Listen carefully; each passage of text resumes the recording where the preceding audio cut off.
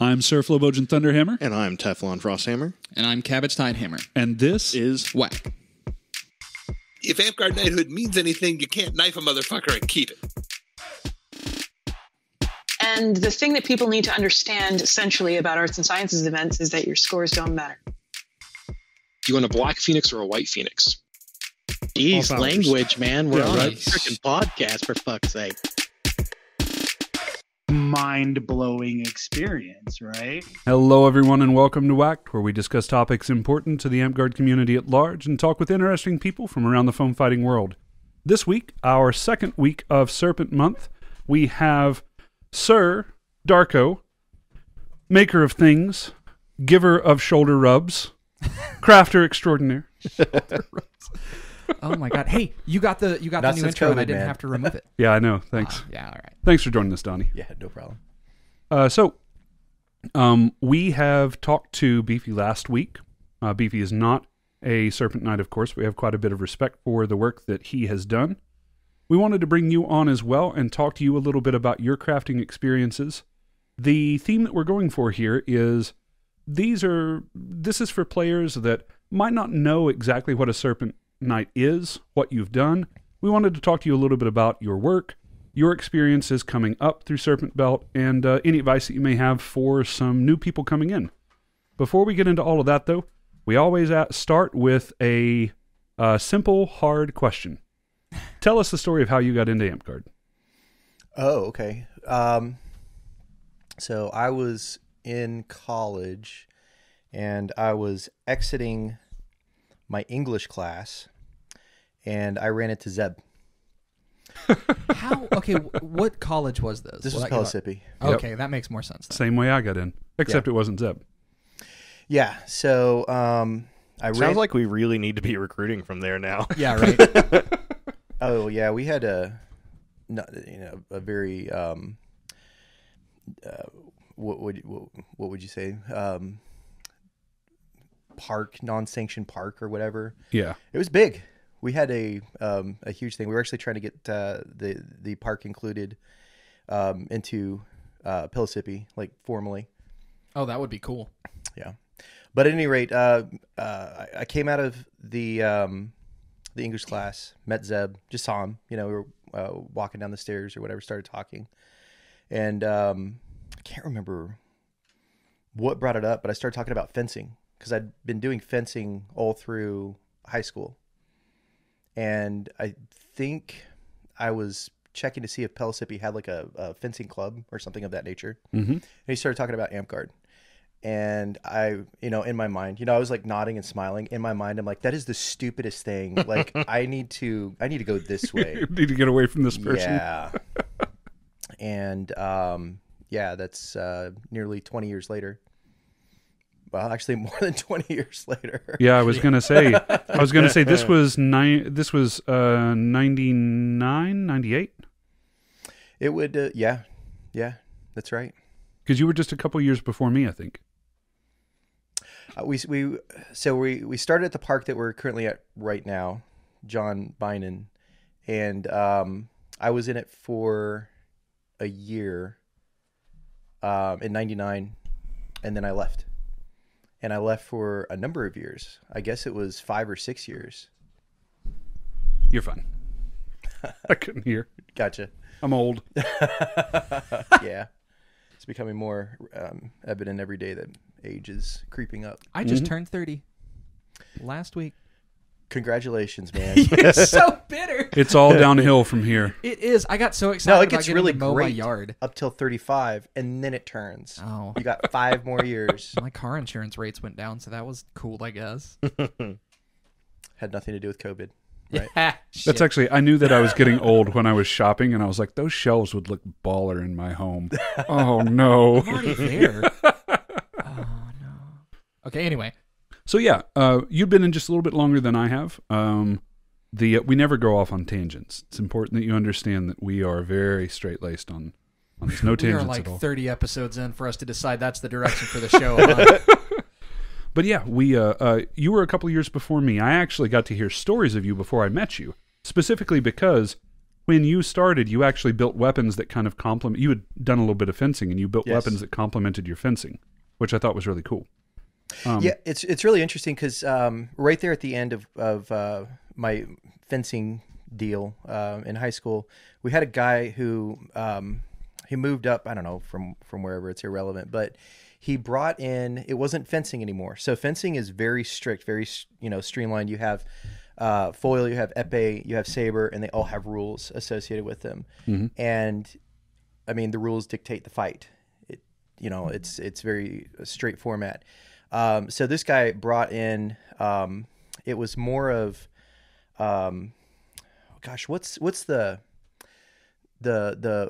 form where they're studying, previous martial arts, European martial arts. HEMA? HEMA. Yes. Yeah. Yes. It was very similar to HEMA, in terms of how it operated. And that was what struck me. Like, I was so infatuated with that element, right? Because then it was talking about, instead of just going straight back and forth, as in foil, you're on a line and you hold your feet so that you only go straight and you only go, Right. Yeah. He incorporated movement, like circling, like Renaissance fighting, right? Mm-hmm. So at that point, I started to actually lose interest in fencing. You have people who are, fencing Nazis or whatever, as much as I mean, that's it. Don't try to introduce anything new. This is what it is. You will like it, and this is what we're going to do. This was perfected in the 1400s. Don't mess with it, right? Well, it's a sport, and I Sure. you can't fault them, right? I mean, Well, it's like if you came in, if you were playing tennis or whatnot, and you're like, hey, I got this great new concept for playing tennis. We're going to put in a second net. Let me show you this move. Yeah. 3D. Anyway. Use the other side of the racket. Well, I mean, just about every martial art in some degree, if it becomes a sport, turns that way. Like, you can look at old school TKD or Taekwondo or something like that. You get this like meta shift of what they teach based on the sport aspect What's of competitive? it. Yeah. And I actually didn't know you had such a fencing background, because the one of the few times I've been to your house, you had like you or somebody that lived, like your father or somebody had a forge, and you had forged like a small epee. Oh yeah. That was really cool. I just thought you were just interested. I didn't know you actually had like looked into it before. That's cool. Yep. Yeah, I've made. It's actually interesting because my dad, he works with the America's Bladesmiths Association and goes around the country and films master bladesmiths. So we got this amazing library of these master bladesmiths making their signature blades. Has he ever done the Baltimore? What is it? Baltimore Knife and Sword. The guys, they have a YouTube channel where they just make custom blades all the time. I don't know. He may know the people if they go to the sanctioned ABS events. I'm not super into it. I'd like to get more into it, but when I got back, from Utah and whatnot, and I started talking to Dad, and obviously COVID hit, so any events that I planned to go to with him got shut down immediately. Yeah. So That's a bummer. But it does also show you come from a crafting family. I already knew that. I've met your dad before, but I know that you guys, he was the type of person that did a lot of work on his own home and did a lot of work on your home. Very, very crafty person. Do you think that your upbringing influenced your desire to get into crafts in Amtgard at all, or was it just the fun of the crafts of Amtgard? Because I remember even back in the Pillissippi days, one of the first ways we found out about chainmail was you had put some together with, I think it was wire from the co-op. galvanized wire. Yeah. Like By the way, right? don't, anyone listening to this at home, if you've never made chainmail, do not use galvanized, please. This was like a 20 years ago thing. The cell phones Isn't weren't that even like invented. dangerously poisonous or something? The galvanization You process. don't want to Can heat be. it. Absolutely. Oh, right. It can be, yeah. So, but yeah, do you think that your upbringing had anything to do with that, or did you just get in and say, I want to make some chainmail? So yeah, I think like with my dad, as you said, he has, it's kind of ridiculous. He's got a full woodworking shop, right? I mean, I remember. Oh yes, and as far as metalworking, he's got a metalworking shop. This is aside from his forge, right? So he's got a full blacksmithing shop, right? Wow. Yeah, he's got everything. So if there's something that he didn't have, well, even in the blacksmithing shop, it's to me it's way more impressive because a lot of the tools that he has down there he made, right? Right. But that's very common as a blacksmith. However, what's not common is whenever you're talking about like the machines, right? So he's got a treadle hammer down there. Yeah. They came together as a group and they made treadle hammers for each person. So they just collected all the materials. Oh, wow. Yeah, it's pretty fantastic. So they just had an event just like we would within AmpGuard, and they just brought everything together and they just made treadle hammers for everybody who participated. No I like joke. I like the idea of us getting together and everyone leaving with a tabard or a tunic, and we're like, you know what, we did a good job. And they do the same thing, except on a scale Industrial machinery. Orders of magnitude higher in the amount of cost that goes into it. And skill. I mean, listen. Yeah, right. Well, I mean, that was see, guys, that's the beautiful part about that, right? Is that when you think about the cost of a machine like that, it's a nominal amount. You don't subtract like the labor. They're the ones who are putting in the labor. Yeah. I think that this machine, which should cost, a couple $1,000s, cost a couple $100 to put together, you know? And then, much more reasonable. Yeah, absolutely. Right. With engineers, and then, right. Yeah. That's well, I mean, at the same time, like, because I was about to ask you when we mentioned the like home repair and stuff like that kind of aspect. Is it from a frugal standpoint, or was it just purely from a craft standpoint that he learned to do some of these things? My dad's a mechanical engineer. Okay. Right. So, I mean, he did it from a "I'm smarter than you" standpoint. Yeah. Well, so I've been working on the car over time because it's way cheaper and I can kind of just do something. So, but the point is, it's both, right? Right. So, from him being a mechanical engineer, it's in his blood. Right, it's in everything. Along with some of that galvanization. I've also found that the more you do something, the more brazen in your acts of crafts in that aspect you become. Yeah, you become fearless. It's confidence. It's all purely bravado. Well, I mean, I think that you start to realize. For me, anyway. Yeah. The more you go into something and the more you learn about this something, like the less afraid. Or it's not even that. It's almost like, for me, especially when it came to like cars or whatnot, learning about how to repair cars and trucks and whatnot. You think that you have to take you always think you're unqualified to do these things. You don't have the qualifications. You're too afraid to break something, and you're willing to overpay and pay upwards of 10 times what it would cost you to perform the repair because you're afraid to do a bad job or something. Well, to some degree, there's a lot of marketing that goes into making you think that, right? Like absolutely. I think that there's a huge amount of marketing. Yeah, absolutely. Yeah. There's no reason that for a lot of alternators that it should cost you $600 to $800 to have an alternator replaced. Yeah. Like that's insanity. Found that out. Not that hard to do, actually. No. Well, and so this ties in really, really well with the Sword Belt month too, because I think that mantra that you just now said works for anything crafting in AmpGuard as well. People are they don't want to fail. They don't want to feel like they've wasted money. Yeah. First attempt in learning. I've found that, and it is such a great thing. It's the hardest. What he was saying is the first attempt is the hardest hurdle to get over. It's also fail. First attempt in learning. Yeah. Oh, wow. Yeah. FAIL. Yeah. Well, there's a lot of parallels too. Just having talked with Beefy and having talked with people who are generally good at crafting, there's actually a lot of parallels with Sword Month where it's being good at a lot of the fundamentals. Oh yeah. Like you don't have to be a master of everything, but if you know how a straight stitch works, you can get a lot of stuff done.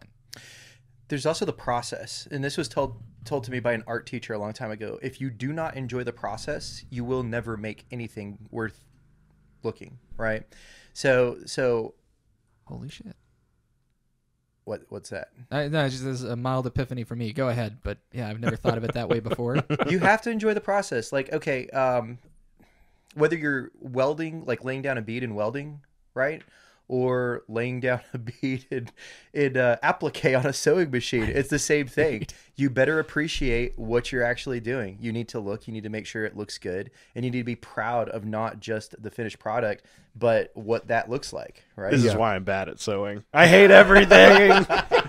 Well, there is though. Like I got that. Like you get a little bit of there. What do you like? It's like the ecstasy of excellence, where like if you're good at anything, you can enjoy it. Like even if it's not something super part is super important. Like when I worked at Wendy's, for God's sakes, when I was just slinging burgers off the line and being faster than anybody, like that was enjoyable. I was like, oh, I'm good at this thing, you know? Yeah. So yeah, I can get like, if you enjoy the part that is if you enjoy the process, the rest of it will come on its own. Not on its own, but the overwhelming factor it'll goes feel away better. to some degree too. I mean, yes. So going back to like what we were talking about before with my dad and blacksmithing and whatnot, like the stuff that my dad can make. I've spent hundreds of hours in a blacksmith shop, right? And I'm pretty crafty, okay, right. But the stuff that he makes just makes me feel like there's no way I can't do this, you know. And you know, it's sometimes it's like simple things. You take a railroad spike and you just put a face in it, and he'll, you know, just chisel away here and there, and then all of a sudden it's like this little grandpa elf looking thing or dwarf looking thing, you know, in the middle of a railroad spike, and I'm like, I could do that. No. No. I tried whittling once, and now we have our belt line's words of "I will not take you to the hospital." You can, but you start with stuff like this before you move on to the spike, so that you've got your strokes down. Right. Yeah, I almost cut my thumb off in Flo's driveway. It was a couple years ago. He did. It was great. I got a new knife, and I wanted to try whittling, and it didn't work out. So, sorry, getting back to the core topic, the crafting. I mean, you've done a little bit of everything. I mean, you did this tunic. You did, I think that's your most recent piece. You did Flo's knighting tunic, which is stellar. Oh wait, I have phone cam. Yeah, can we? You're gonna get it on the phone cam? Yeah. I mean, it's. Right, I'll stand up so you can see what's going on here. Yeah, I mean, this is do a little turn on the catwalk. You're still not wearing your belt. I can't. I know. I didn't think I'd be standing up. Okay, yeah. At least he's in garb at his house. Yeah, right. Yeah, and right. it's his good garb. I mean, I didn't get the back of the what is this? The Baganaga design? Yeah, the tornadoes. I forgot to show too that the Jinko's James thing, right? Yeah. So see, like I'm gonna turn off phone cam now, but we'll splice it in. I mean, you've done obviously sewing, but I've seen you do so much leather working. There's so much. I mean, you just said before we started you're doing woodworking. What got you started on that? What made you decide like this is what I want to do in Amped Guard? So, let's see.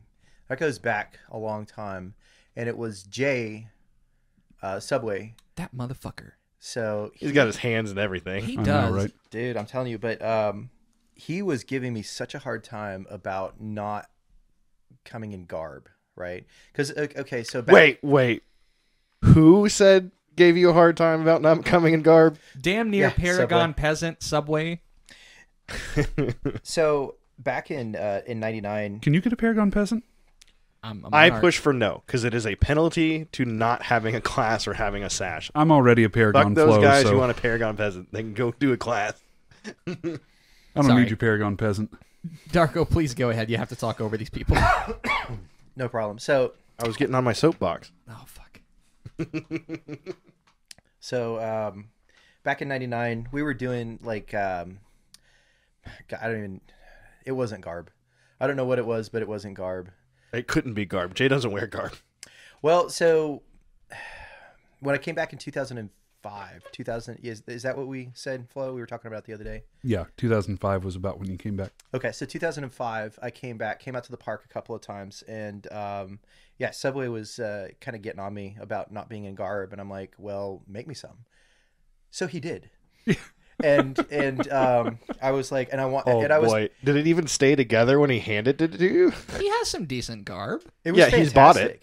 Oh well. No, it was fantastic. Like Jay can sew. Jay can absolutely sew, and he made me pants that had pockets because that's what I said. It's like I don't want to wear stuff like that. I need something to put my stuff in or whatnot. Functional garb. He made me pants with pockets, and I was like, "This is so cool." And I was actually kind of touched, to be perfectly honest, because when we were talking about him making me garb or anything, I had no, I completely thought it was utter BS. Right? He's not going to make me garb, so it doesn't really matter. It's a non-issue. Yeah, right. Yeah, so he did, and then Called your bluff. That's exactly correct. And I think that's probably kind of what got me into making garb for other people at such a large scale too.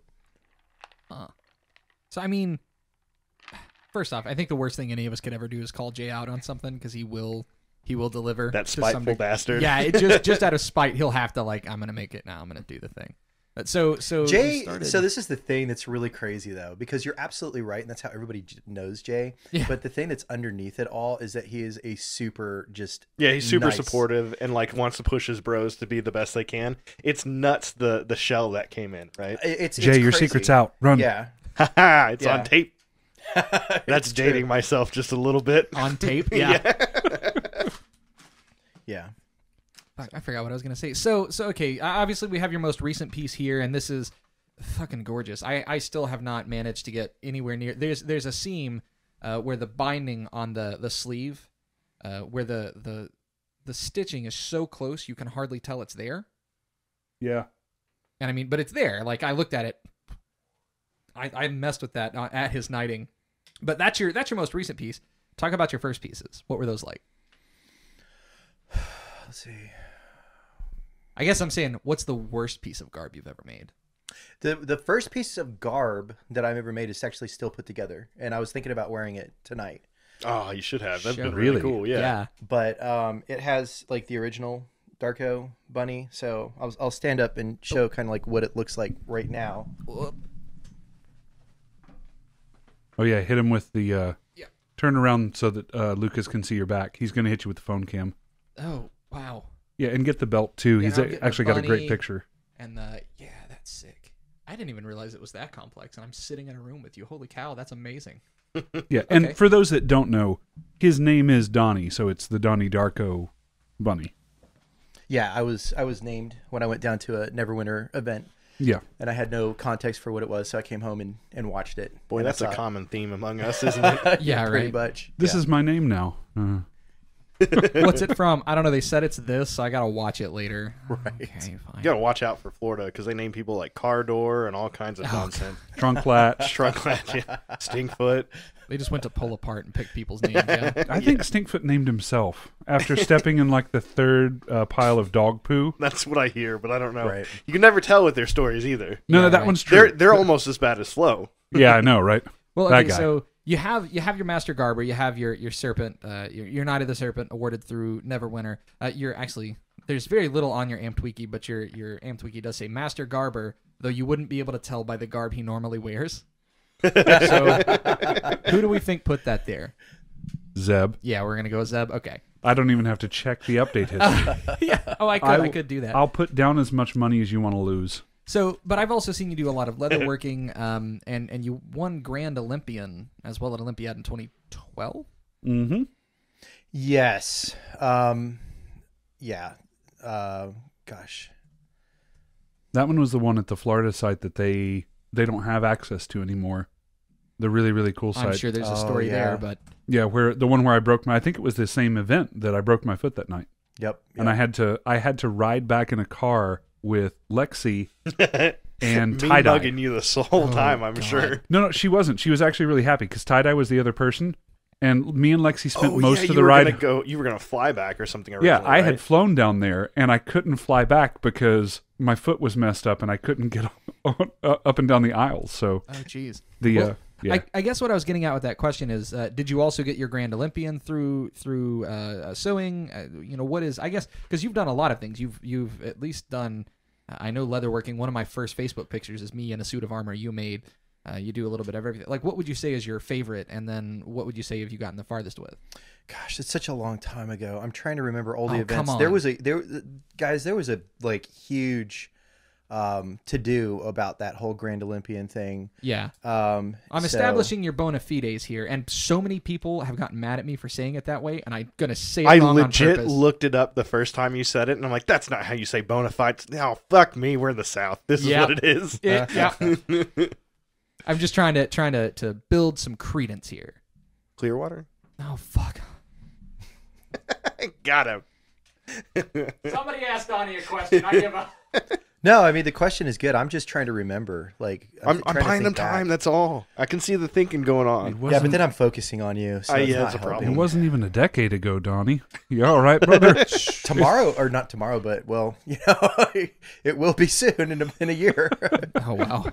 Yeah. So anyway, okay, Grand Olympian. What did I win it with? I'm trying to remember everything that I took down there. Was it the Darko vest thing? Was that that time, or I can't remember. Like talking more generalities. Any one of your awesome flat blades you've made? Yeah, right.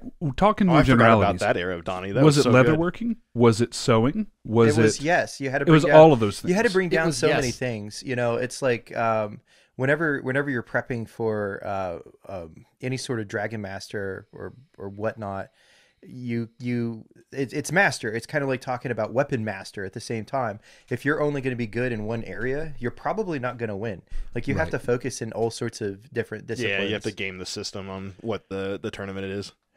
Yeah, that's fair enough to say. You have to game it. Yeah.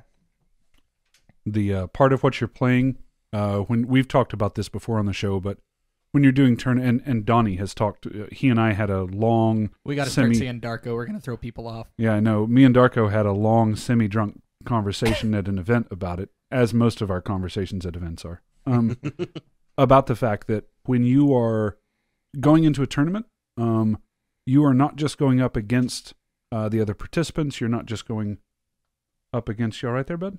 Yeah, I'm good. You're not just going up against the judges' opinions. You're going up against the system that you're going into.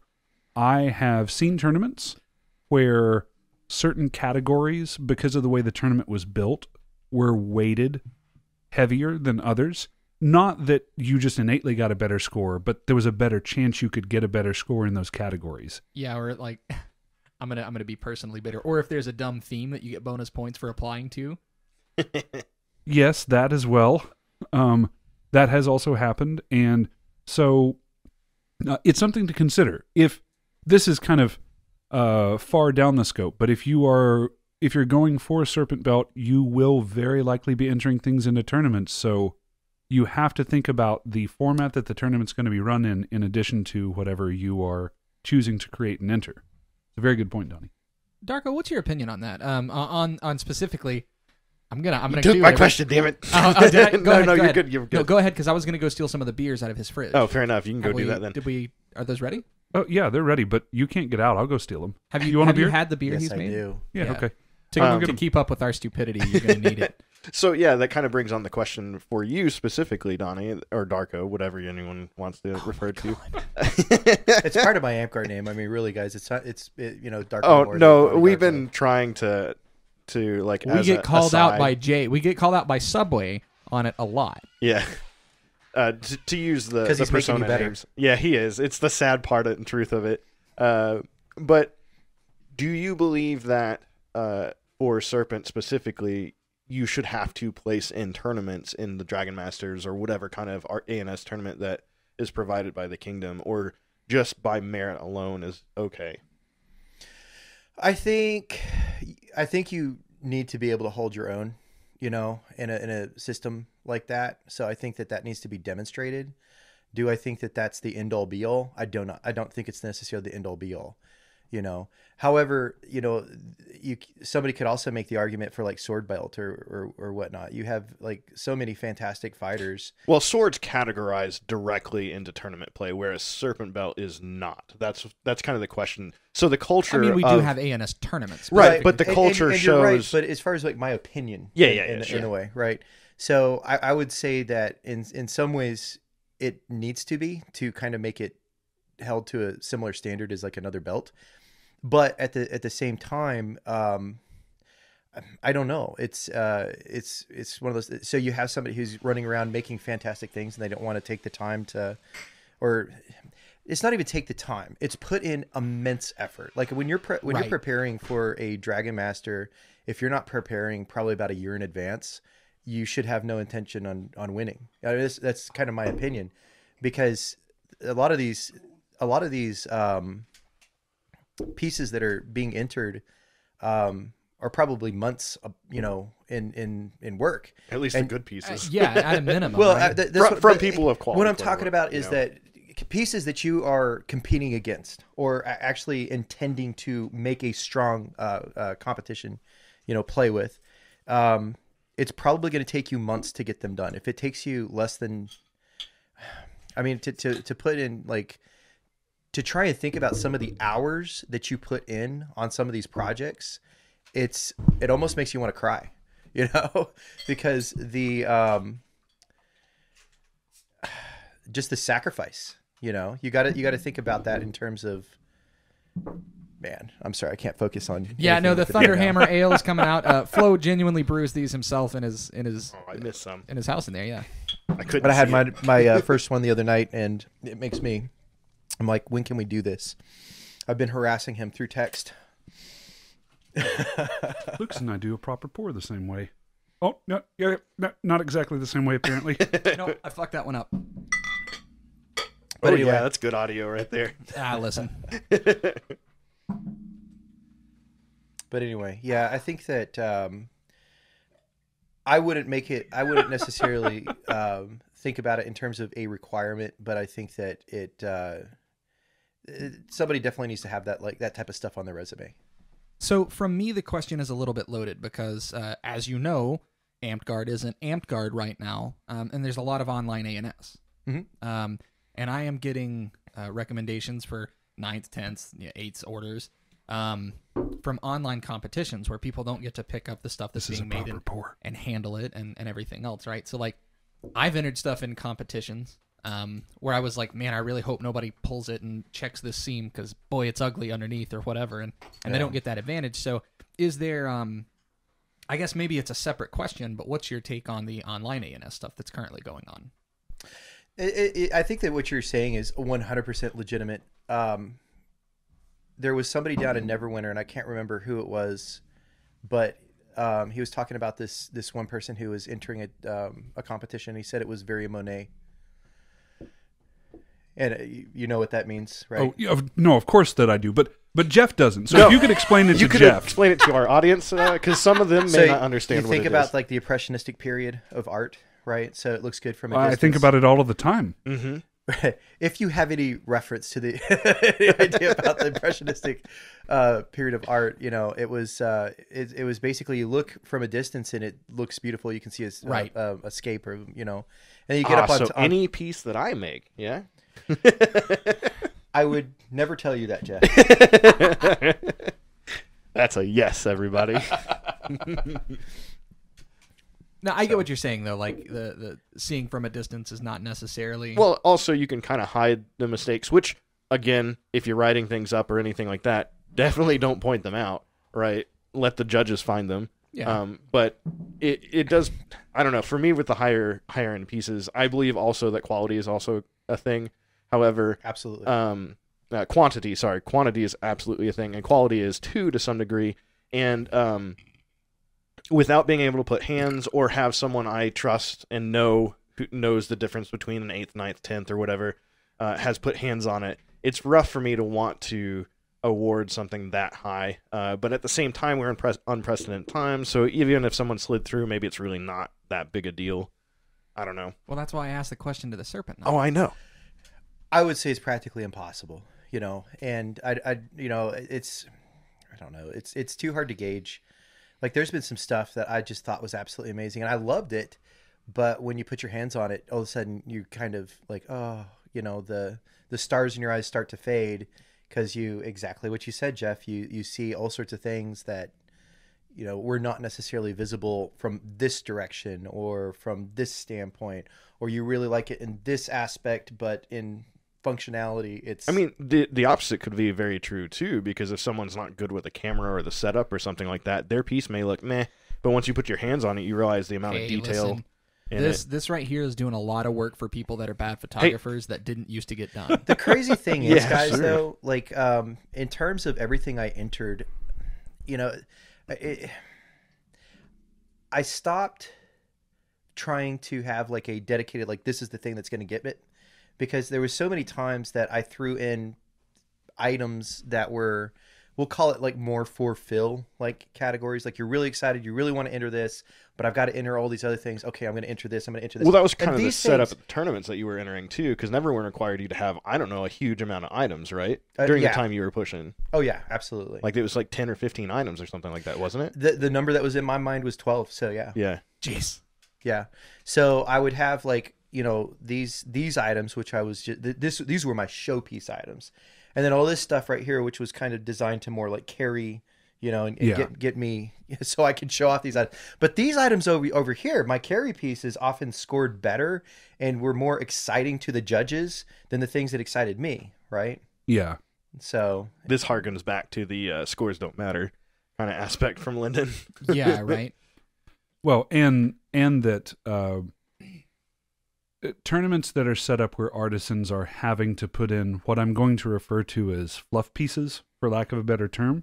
Yeah. To try and fluff their score up or keep it about where it is, I think reflects poor design in the tournament itself. That was a different time in AmpGuard. And I mean, Olympiad may not have changed, right? The rules for Olympiad actually aren't set by the kingdom it's holding, I think. They're set by the Olympiad Rules Committee. Yeah. But the orc, but different. What is it with us in orcs? You guys are exactly right, but I will tell you this. One of the things that it did help was create a kind of competition, because by kind of requiring that amount, there was a lot of other items that were entered. You know, you can go to competitions where there's like maybe 2 or 3 people, and that's all you see is just like, you know, a couple pieces here, a couple pieces there, and it's almost it's sad in an aspect, because like, okay, well they took this, and it's like, well, that's because there was nothing else presented with it. Yeah, there were 3 awards to win, and there were 3 people with items. Yeah. Well, and in defense of Neverwinter, which, you know, we've talked on the show before. For anyone listening in Neverwinter, this is no offense. This is your kingdom. Y'all suck. No, this is your kingdom's reputation. We didn't make it, right? But they had the Neverwinter, Nevernights reputation, right? In defense of Neverwinter, what Donnie just now said, kind of forcing people to enter a lot of different items, also showcased the variety of talents that the people that went on to become their Serpent Knights had. It's also kind of analogous to a weapon master in a way. True. Very true. Yeah.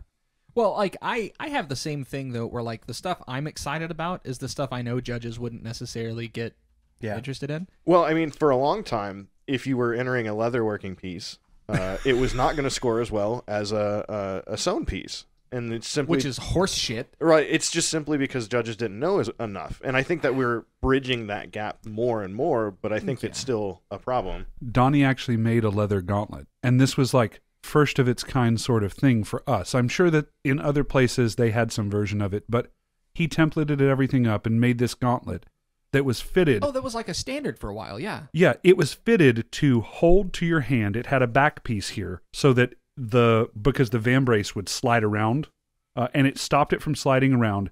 It was low profile enough that you could actually wear it underneath a board if you needed to. You could wear your sentries with it, I believe, at the time. You could wear your sentries with it, and it also provided more stability to the board if you were wearing it underneath, because it had that rigid. Yeah. And I remember him making these and people lining up to order them. And the very first time that he turned it in, it scoring just absolutely nothing. 3. Because to look at it, it looks very simple, but complexity. I'm gonna mark this too, because this was another conversation I had with Donnie when I was a very young AmpGuarder. Complexity is not a hallmark of good design, or simplicity is, right? Complexity. Some projects are going to be complex just by their nature, but if it is possible to do something more simplistic, then that in 9 times out of 10, that's going to be better. Well, sometimes quality is its own level of complexity, right? Like, again, agreed. Stuff that I get excited about that I know a judge wouldn't give a shit about is this tunic. That's a nice placard you got there, whatever it's called, right? God, I can go on about plackets for a while. Yeah. But like, I'm big into functional garb. I've made pants with pockets and pants with zippers and like stuff like that. I made a whole winter coat that isn't even garb. I just like it. But like stuff like this it's very simple, but there's not a stitch on this, and this is linen. There's not a stitch on this that will come out. Right. Because of how well it's done, because of how much work I put into it. But again, it is a plain beige, off-white linen It tunic. looks like something that you would order off of museum replicas. Sure, right, exactly. But it's super, like, I've beat the crap out of this thing. Right. And it will not come apart. I've tried. I've been like, what if I try to do a big, and it won't. And so I get really excited about that. But if I put this in a tournament, But with me, it would score very well because I like I'm real big into the utility factor, right? You're right, yeah. So, I mean, and that's honestly, that's kind of where I grew up. Is this isn't either a down talking judges or anything like that. No, no, not at all. That judges look for. It's Yeah. just what I get excited about, and Exactly. what a judge would get excited about. Or Yeah. they're right, often and different. and the next step is like when you incorporate that into, garb that you're trying to make as aesthetically pleasing as possible. You know, Right. so. It's a step, right? But the point is that if you see something that's beautiful and then you look at it and the seams are, Questionable. like, God forbid you put your hands up; them things are gone. You know. I mean, there's all sorts of things, right? That was the first test that I put this on at my knighting, because this was my knighting tunic that Donnie made, and I put it on, and he's like, "Throw your hands in the air." So I can wave him like I just don't care, and he's like, "Yes, I got it." Well, it's because sleeves are complex. I mean, they seem this stupid piece, this armpit bastard right here. yeah. Try doing it in chainmail. All right. No. So whacked community, those are now called armpit bastards. Yeah, it's fine. Patented. You have to do a 45-degree suture in chainmail to get that to sit right. Yeah, And that is a pain in the ass. Every time you sew an armpit bastard, you owe me 45 cents. So just mail that to Flo's house. Yeah. You'll find the address. Knoxville, Hold up your Tennessee. At What's the whacked.com. armpit? Yeah, right. It's not perfect either. There's a little pucker here where I didn't quite measure it perfect. Yep. Yeah. Interesting. Yeah. But so we've been talking about sewing specifically for quite some time. I actually wanted to hit you up because you have talent in a lot of very specific areas. I've been trying to crack this egg for 15 minutes. Yeah, I know, but we Jeff got to and I derail things. Yeah, just Jeff a and I are little better bit. at talking over you. So my question for you specifically is tying this back into our Sword Belt month. If someone is interested, Serpent Belt month, well, whatever month we're on. Oh my. They're all the same thing, right? It's been a long year. White belt, whatever. For someone that's just getting into sewing, do you have a recommendation to get them started as kind of a confidence booster? What would be a good place a good first piece for someone to make? So going back to the first piece that I made, it was the Donnie Darko bunny, right? What would be a good first piece for normal people to make? Sorry, I was said just it thinking, weird. This is a really loaded question because this helmet is technically the first foam crafting piece I actually Oh, you made. haven't even busted the helmet out yet, have you? Oh, no, I was wearing it on the intro. Oh, okay, okay. Can I put it on? Yeah. Yeah, okay. Wow. It's definitely not going to work with the headphones. Boy, that's audio poison. No, it's great. Turn for the camera. I know it doesn't really fit you super well, but it does at It the looks same time. amazing. Give It us is. I a love we that who are thing. about to die. Salute you. I don't know the... Oh my god. What? Yes, I'm sorry. We What? who are about to die salute you. For those about to rock, Have you? Yeah. we salute... I can't sing any more of that, That's or we'll as get much a, as we get we'll out get of a hit. figures. Yeah. All right, let the man answer the question. That's a really cool helmet, though. Man, I got a big heed. there's so many different areas of sewing, right? And it goes into... I mean, you can branch out because you've done foam crafting, leather working, you've done a little bit of metal work. But and for stuff someone's like that first too. sewing project, though, what would be Oh, a okay, good fair thing to enough. start on? I would say it'd have to be something that you're excited about. Like you have That's to have fair. you have to have something that inspires you and that you really want to see done, and that you're willing to see it through, right?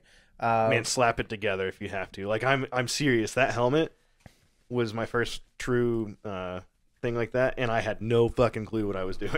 Yeah, guys, you got to understand. There's going to be you're going to screw up, and on your first piece, you're going to screw up so much, and you're going to want to quit so many times. Yeah, I guess there is no amount of just sew a tabard for your person. If you're not interested in doing a tabard, you're not going to do it. No, I can't sew anything because I'm never excited about it. Never. That's Donnie's rule number 1. Be excited about what you do. That's what we open the podcast It's a very up good with. rule. It is. Yeah, it's a great rule. It helps you finish the project realistically, right? Yeah, well, that's just it. I mean, it's hard for me to make two things. I really don't like to make repeat projects because I've already done it, and I'm not excited about it anymore.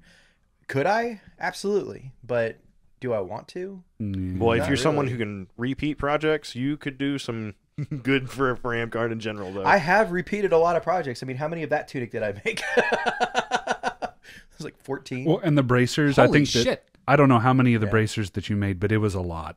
I made a lot of those bracers. Man, well, I was it's actually going to legit at talk least about 7. that. So the thing is, I really love what you said about it being simplistic, right? But the funny thing was, Oh, it's a buzz on a phone. the funny thing was, Hey, guess who it is? Is it Jay? Yeah. Oh, put him on. Put him on speaker. Okay, hold on, Yeah, hold on.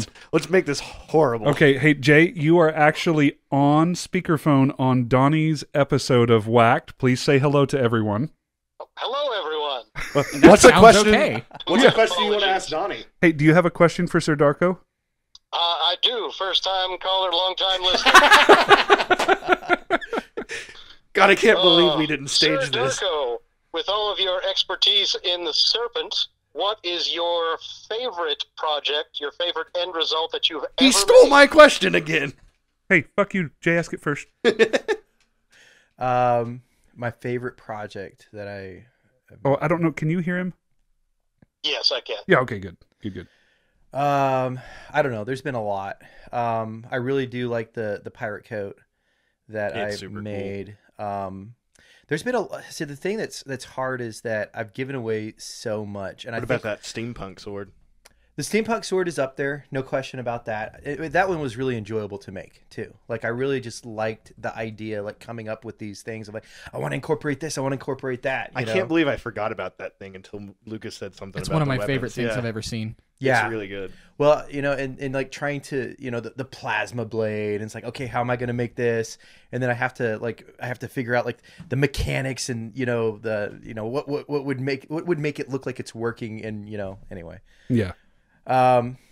So Marlon's knighting gift, which was it was like kind of a fitted jacket. Of course I it didn't realize you was. make that one. That's awesome. Have to be fitted. Marlon as Marcosius, correct? Oh, Yeah. sorry, Marcosius. Yeah. Yeah. So I loved that thing, and I really enjoyed making that thing. And I wasn't able to go to his 90, so I didn't get to see it on him or whatnot. But I saw a picture, and I loved that thing. So I mean, there's all sorts of things that I've made, things that you see in repeat, like things that you see today that you made years and years and years ago and completely forgot about. Those things always like, okay, when I came back from Utah and I went to one of the Winter's Edge events and I saw Kazan wearing the lantern Yes. jerkin You're like, that I made. I made that. I was like, that is so cool. I was like, where'd he get? Oh, I made that. That's yeah. So, caller, does that answer your question? Yes, it is. Thank you so much. We love you, Donnie. Right back at you, Subway. All right. I'll talk to you later, man. All right, bye. I like how you hijacked that phone call because he called you for something and you're like, oh, no, you're on the air. Yeah. Oh, man. I mean, everyone's going to say that was scripted, but 100% not. He's No. called us a couple of times before, and we didn't think the audio would do well being just held up Yeah. to it. That was okay. Yeah. That was fine. We had to I use like the that we were expensive actually mic, on though. camera so people can see exactly how coordinated and professional we are. Oh, yeah. This is a whole lot of our thing is just holding phones up to microphones. Man. But also going back into that, it brings me a lot of joy to give stuff to people. So I don't know if that's a good place for people to start.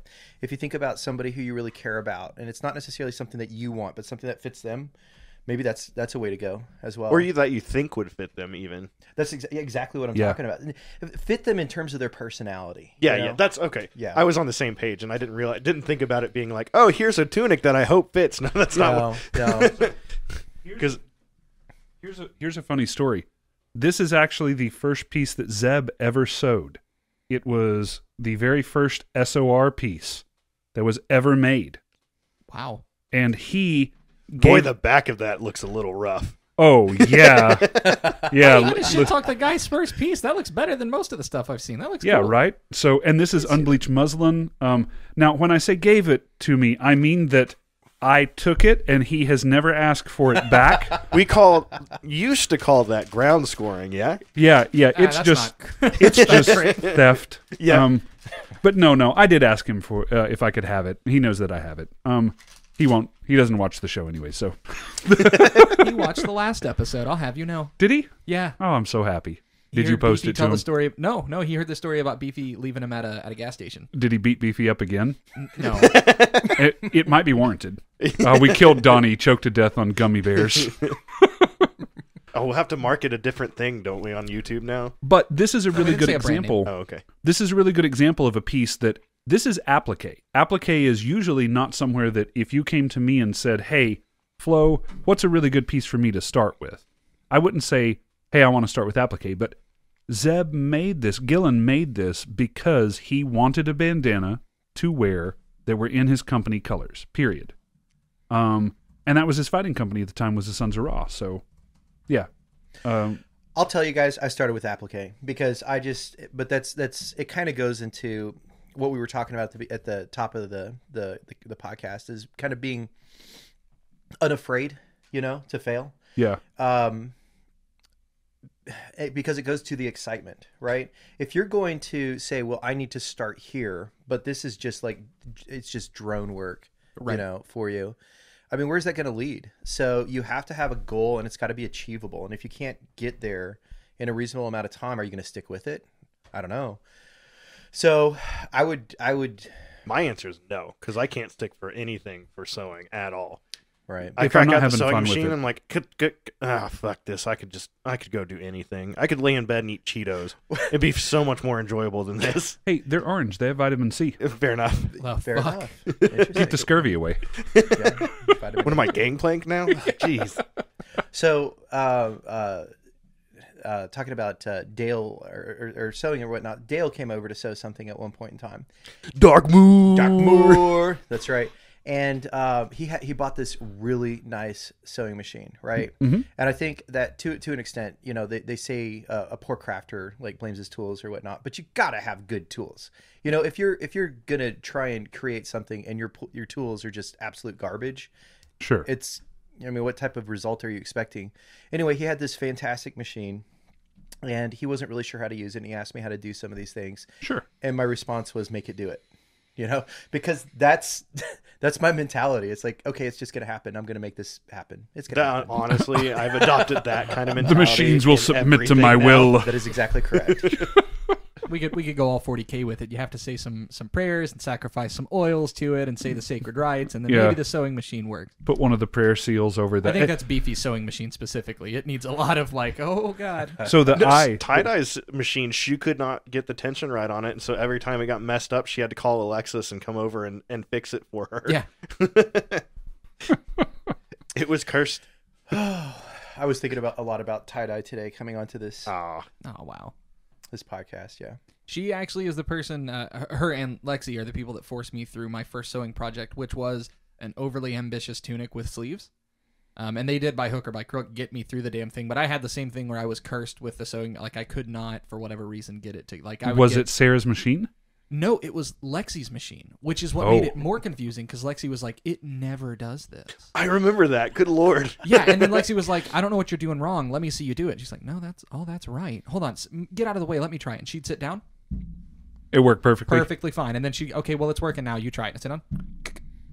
And I'm like, you saw me do it. That was one of the rare gatherings that we had that I didn't interfere with you doing things. Yeah, probably. you didn't completely derail the whole project. Yeah. Well, I again, like Donnie said, I was hell bent on having a damn tunic. So it was like that. Like nothing could have gotten me away from it. I'm sure Bunch and I were in the background doing absolutely nothing. That tracks, yeah. But I've been in that. I actually am always in that when I start on a project where it's like, I'm going to finish this if it fucking kills me. Right, like I have been before your knighting. I was like, I'm gonna have a piece of garb to wear to this thing. I mean, to what Donnie's saying, that's how I finished anything that I've started. If I don't like it at all, I won't finish it. Yeah, I'll get to some point and be like, this is too hard. I'm lazy. I'm not gonna mess with that. But if I'm anywhere near excited about it, it has to get done. Yeah. So this is a question actually that I sort of ran into. You were talking about tools and sort of upgrading things like that. Why are you looking at that? Oh, I'm catching our timestamp because we changed topic, and I do the timestamps for the show also, so I had to get the time. Oh, I was looking at this nice board that Flo got for us. No, I was talking. It's at 54 minutes that I have to do the timestamp, but now I have to move it because I had to explain the timestamp. So now it's 54 minutes and 23 seconds. This is like having to explain the joke. It just kills it. Yeah, it does. You've destroyed me. At what point, though, So I recently did a really cool winter coat project because it was a coat that I couldn't find for cheap online, and I wanted it to be of quality. So I ended up making my own and patterning it and everything. It's baller, by the way. I'm pretty proud of it, and I will gladly talk at length about it. But there was a point where I was using my $60 Brother sewing machine from Walmart, and I was like, this sucks. So after I finished that project, I finally bought a new one after having that one for a couple of years. And I guess the point is, or the question here is, at what point do you upgrade? Because we always want people to start cheap so they can get into the hobby. Yeah. But there is a point where everybody says, I got to get better tools.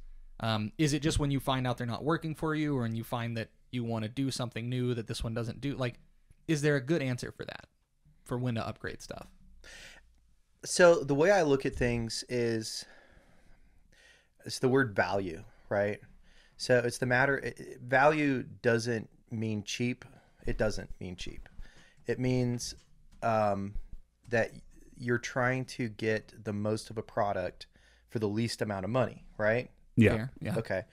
So you got to look at what you're buying. If you go to Walmart, and this is the thing about like anything out there, guys, like in terms of whatever you might be looking at, there's the Walmart grade, you know, and it might have that name, and then you could go somewhere else and you can see the same name, and it may be like a similar product in terms of scope of what it's supposed to do. It's not the same thing, likely.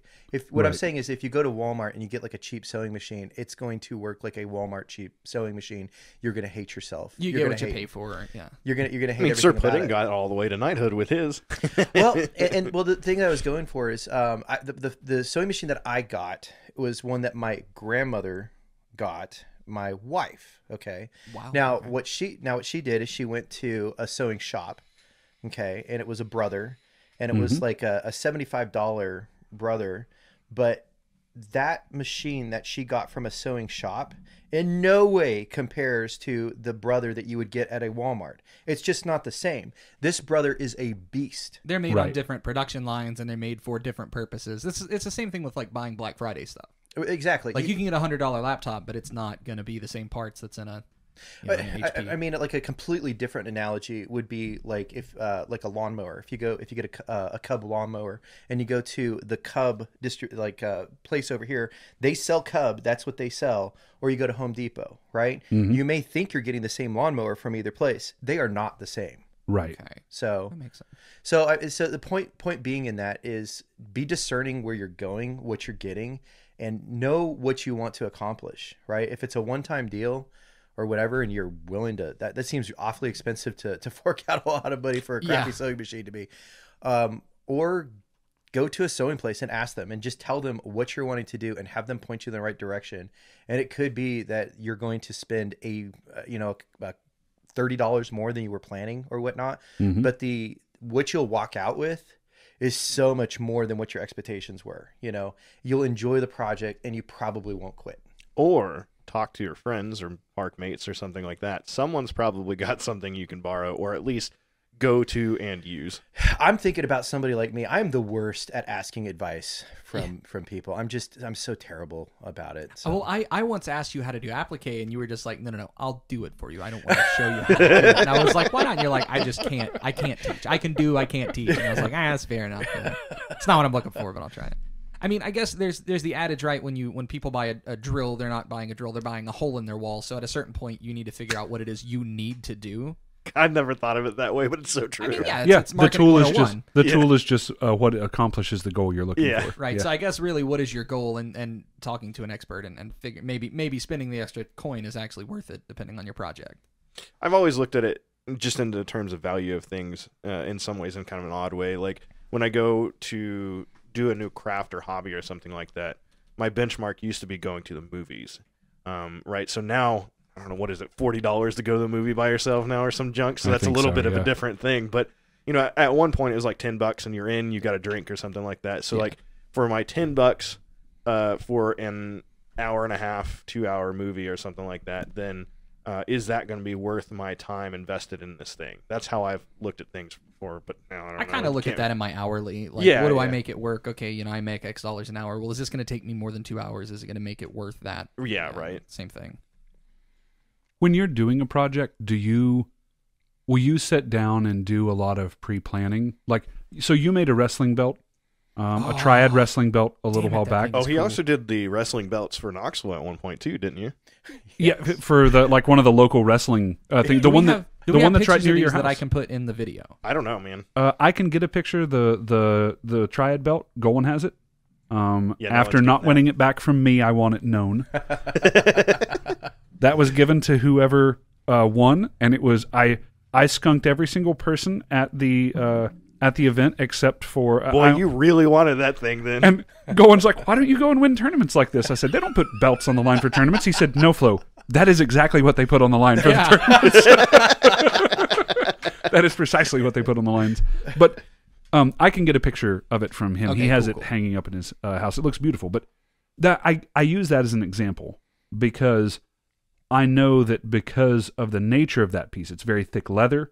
It has some very thick leather on top of it and a lot of tooling. It very likely required more planning than normal. But in general, did you sit down and say, I think it would be funny to make a wrestling belt for Amp-Guard?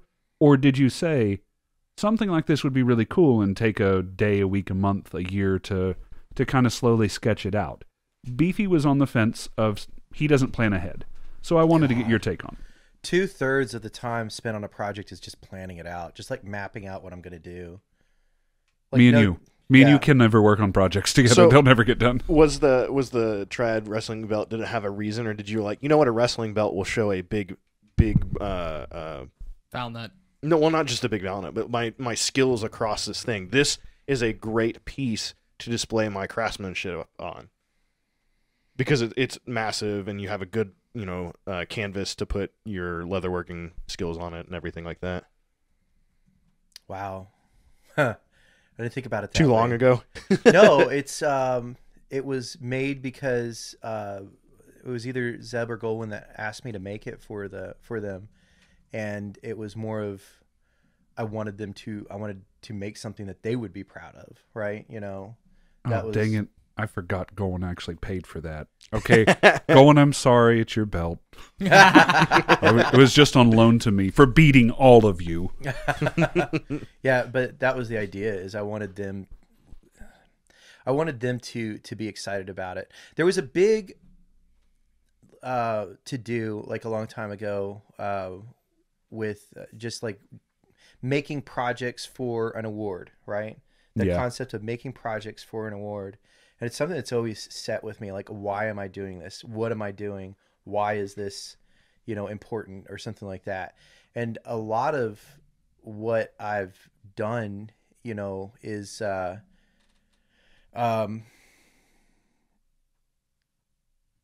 satisfaction of seeing somebody else like smile, like really appreciate something. There's nothing that anybody can do, like monetarily or compensation wise, as appreciation, So I think that drives a lot of it. Darko's rule number 2: the satisfaction of seeing someone else smile makes the project worth it. Or cry happily. Or cry ... happily.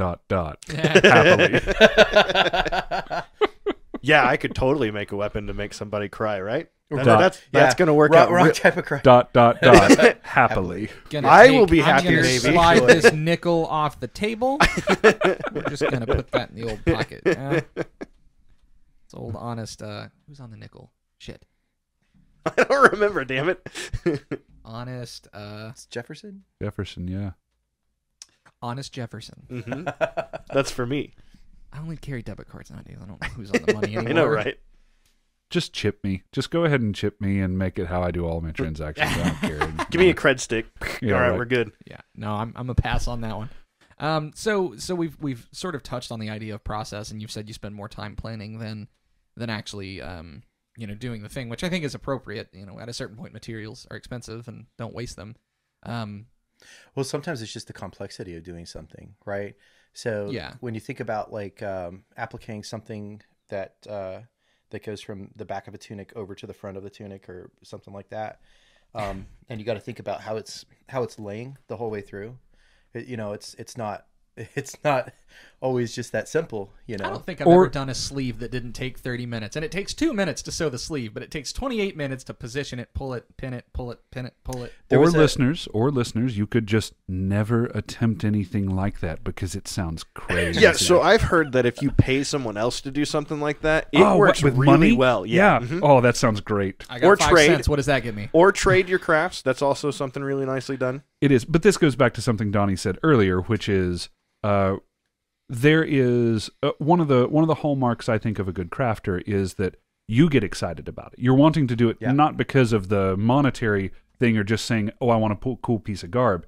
It's I'm excited about this, and even if I mess up along the way, I'm going to incorporate those mistakes into my final project. You're going to Bob Ross the whole thing, right?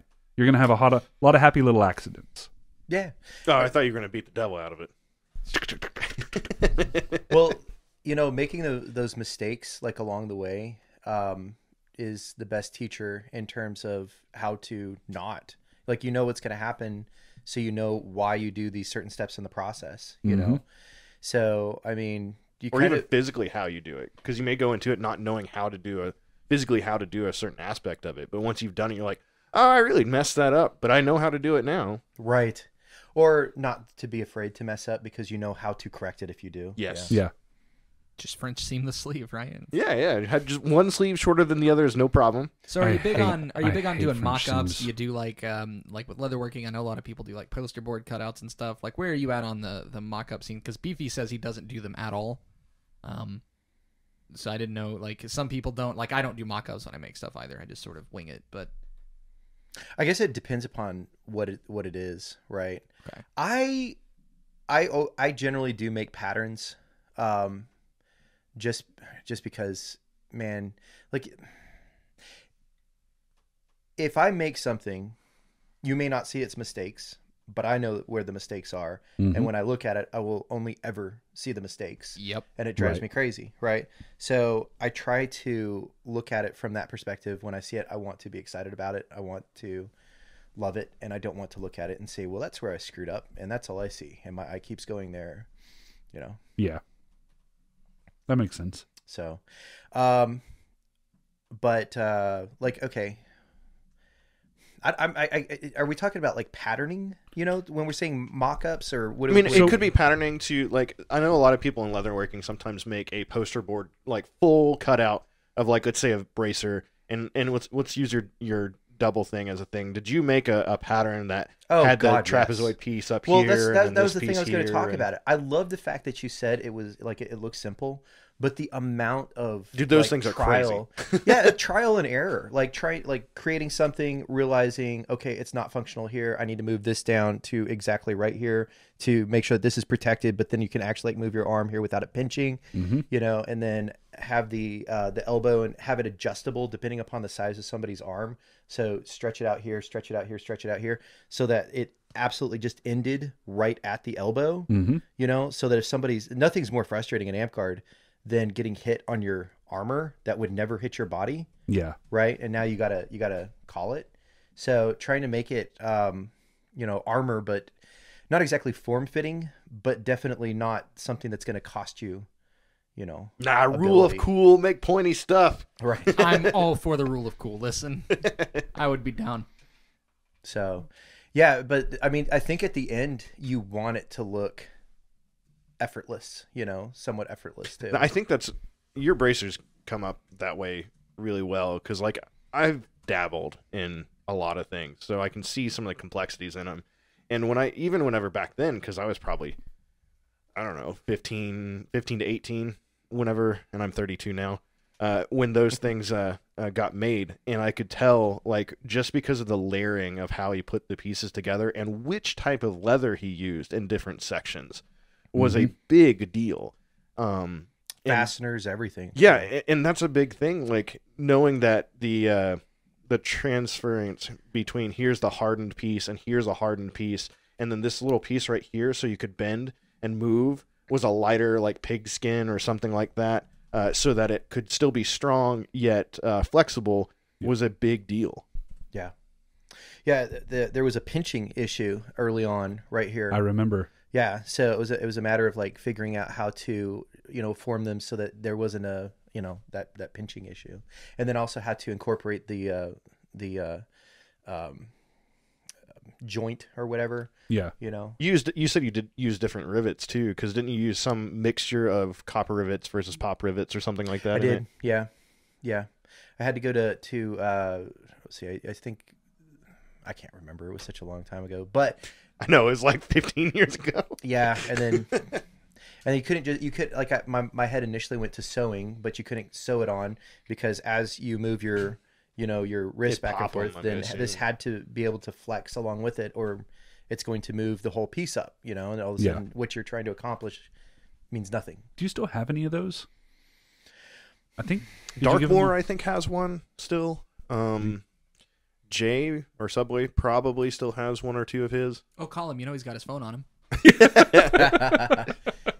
Yeah. Welcome back to the show. We had the one that I made for the triads. So that was interesting. Zeb took it up, and it's one of the first ones that I made. Zeb took it up to an event to use at the event, but he actually ended up entering it into a tournament. Just that crafty bastard. Yeah. Yeah, and I guess it did pretty well. Yeah. So plotting and scheming. Yeah. Right. So there are some questions that Lexi put together. Hey, like only 75% or more of those are hers. Well, so there were some things specifically around tournament grading, and there was one on the value of a 5. Do you remember how that question went? Yeah. So, to you, if you were a judge, Darko, what does a 5 mean? Is it a perfection, probably never could ever be reached 5, or is it a professional level 5, as in there probably is a couple mistakes, but anyone would buy this off the shelf kind of aspect? I hate grading. I really do. I hate it. Now let's talk about that. So bad. Why? Is it just simply the 5 system, or is it just grading in general? I don't know. I don't like judging other people's work. I just don't like it. I just don't like to do it.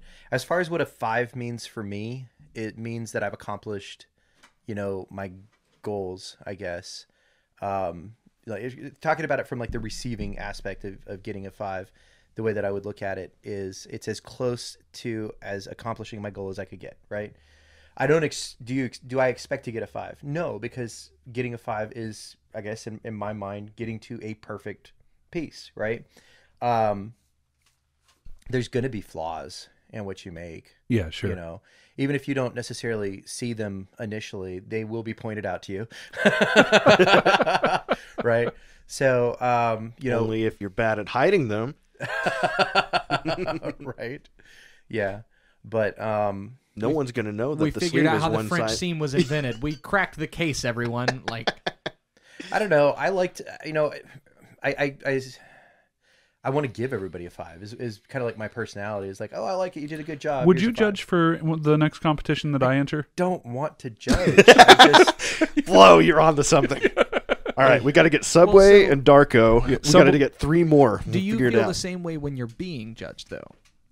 Like, do you feel like that person's like, I hate judging, I want to give everybody a 5? Do you feel like the same way, like judges should be more willing to give 5s, or is it just a personal thing for you where you just dislike judging to that extent? I don't know. Sometimes I just don't want to see the scores at all, So, and I think it goes into like, I don't do stuff for the scores. Exactly. They don't matter, so don't worry about it. Well, I mean, that's kind of it. I guess I'd have to agree is, again, it's happiness. Like I make stuff that I think is cool and, things like that. Some people are going to really like it and some people are not going to like it. Right. Yeah. Which means you can put this piece in and you're going to have you very well might have some people who give you 5s, but there's also going to be some people who give it 3s. Right. And it's kind of like the beauty's in the eye of the beholder. Do you? That's what I was going to add. Do you chalk that up to like, let's say you do enter a piece and it gets half 5s and half 3s. Like, do you think the 3 judges noticed something the 5 judges didn't, or it's just a beauty is in the eye kind of thing? I think it's like super subjective, in that aspect, and I kind of expect that, right? So me not getting 5s does not hurt my feelings whatsoever.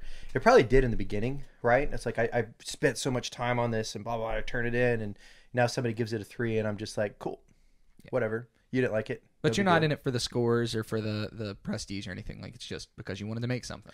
See, this is the thing. Like, that's all I kind of ever do is I'm going to make it because I want to make it. If I, you know, and if somebody likes it, awesome. You know, if somebody doesn't like it, it's like, well, you know. This is actually a common theme that I hear from people who enter A&S things. Dame Linden, I mean, that's in our intro. Like, scores don't matter. You know? Right. But see, for me, I'm a bit of an achievement hunter kind of aspect, right? So if I make something, I want to try and make something that gets the next award or whatever. And I don't have a problem personally. Of course, I'm biased because I'm that kind of person towards people doing it. You just have to set your expectations correctly, right? Because even if you and your friends get together, you see your item and you're like, yeah, this is going to be my 7th level piece. Not everyone sees things exactly the same, right? So you can't just expect, here's the piece, I'm going to collect my 7th, right? And then it may be that people value different things when they're judging, because if you have a rubric, then you can kind of game the system and figure out what they're looking for, because if they have a rubric, it should be announced ahead of time what it is, so you can see what's going on. Mm-hmm. And if they don't, which is how I prefer the judging to be done, because you prefer no rubric? Yeah, I prefer no rubric, actually. Oh, wow, okay. Yeah. I don't think I've heard that before. Yeah, because it gives them freedom to grade things how they actually feel, especially if they are closer to a master or a master in their craft. Those rubrics are a standardized thing. And as we've learned, the more we try and standardize things, the less you can give appreciation to things that think outside the box. So you can't actually give a good grade. So if I make something that people don't know, like stained glass I use as an example often because so very little people do it, and they do not know the idiosyncrasies inside stained glass, even though it's a historical thing too, right? But they could just go, oh, pretty, or, oh, there's a lot of lumps and blah, blah, blah, and this, that, and the other. I'm like, that's how it works. That's the glass that I used or something like that. So it could be an aesthetic or it could be anything else. Like it's very difficult for someone who doesn't know what stained glass looks like or how to do anything with it to grade it. Well, that's always been kind of like the issue. Like that's always been the concern. Which was the push for the rubrics, but I still think that the rubrics actually are detrimental. And I think Olympiad has gotten rid of them as well. Well, so, Darko, what's your opinion on rubrics then? Because that's the first I've heard of somebody not liking a rubric. I kind of like them, but for me, I do the game the system thing. Yeah, where for I know me, what it's just a way for to game the system. Right. Like it's a way to abuse the standard of it. I think that they have their place. I think that that what you say, Jeff, is 100% valid. It is super valid. It is the curse of being an artist and having to enter in a competition, is that you know that what you're trying to enter. And the thing is that sometimes it sucks. Like with write-ups, everybody's like, just put it in a write-up. Sometimes you don't want to put it in a write-up. You know, it's cost me tournaments, you know, because I don't do write-ups really. I just never did. And well, somebody who's really a master of a particular craft can probably tell everything they need to know without your write-up too. Honestly, this is why I like the best of the best format whenever you have to present your item in front of judges and they give it a time frame to do a presentation, because you get all of the things. Like you could make something, and like Donnie's bracers, we'll just go back to those since we keep talking about them, and hopefully there'll be a picture of them at some point in the post or something like that. I can get one. But like I said, the pigskin or whatever strong but flexible skin in between looks a little off from the piece. But whenever you're like, oh hey, yeah, this is the problem during your presentation, I as a judge could go, that's really clever, I'm going to mark it up because of that. Not just be like, oh, it doesn't quite match or something. I don't know a good way to say that it's bad from a perspective, because my bias of saying this is awesome because I know why it's there is already in place. Yeah, it's almost like I wish that we could have a judge, not the person, because obviously there's a bias there, but a judge who is... I don't care about the biases as long as it's not like ooh, Donnie made it, so I'm going to try and get Donnie his next.